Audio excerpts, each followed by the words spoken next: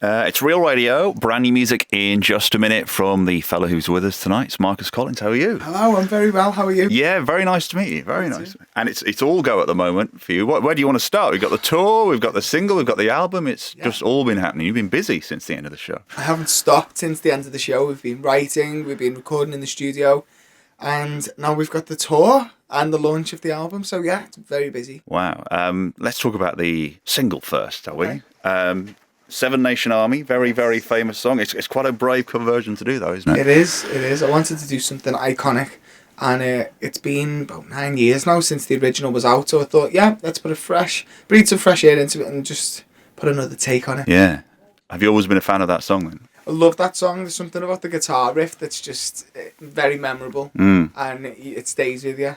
I think it was like it topped a poll, didn't it, of the best guitar riff ever. I remember reading that a couple of years ago. It always comes out in those. And it sparked a reaction as well, hasn't it? Really which is a good thing, though, isn't it? You know, whether people like it or not, you're always going to get that, aren't they, when you do such a famous song as that, though? Are you kind of pleased that, it's got such a reaction? I'm pleased that people are talking about it. I'd rather people talk about it, whether they were loving it and hating it and discussing it amongst themselves, than I released something that was a bit more obscure and no one was really interested. So I'm glad that there's a little bit of something and it's invoking a reaction. And it's inevitable that when people are very loyal fans of the original, that they're, it always happens, doesn't it? Yeah. It just means that just proves that it's a good song. Well, I like your reaction to that. When you said something about, if you don't like my version, go and listen to the original. It's still, you've not got rid of it, have you? It's still there. So obviously this is just one part of the new album. Tell us about the rest of the album. The rest of the album is looking really promising. I'm really impressed with the whole team and how quickly we've managed to get it together. We've done about 20 odd songs, and we boiled it down to 8 originals, which I feel are going to give everyone a really good representation of me as an artist. And you can really hear in the songs that we've written the inspiration from different artists from the past. So from like the 60s, you've got like, who's on it? We've got all kinds of inspiring people that have got me, like Bill Withers, Al Green, Diana Ross and Supremes, Stevie Wonder, just all these different artists that have really influenced me as a musician. And is this the only cover that's on the album, or is there some other? No, we've put on another one, which is Higher and Higher, which was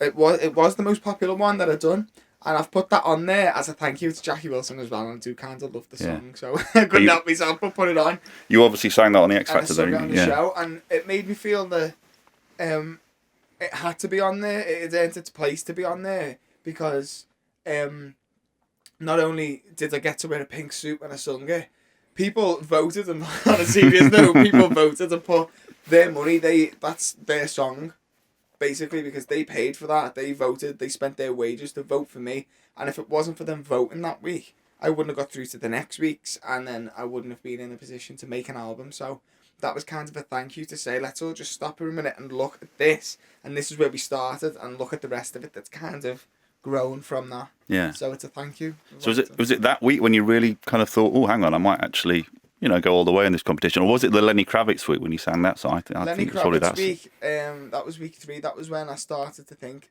when I figured out the format in my head, that it wasn't just good enough to stand there and just sing a song.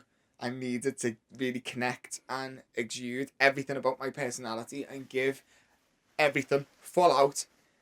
It needed to be a full, big show. And that's what I realized. You were first on, weren't you, that week as well? I remember. Yeah. I remember that. Ooh, that was nerve-wracking, coming out with something completely different. Week 3, first on, opening the show.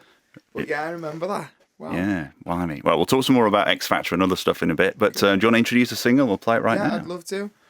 Okay, this is my very first debut single. It's called Seven Nation Army.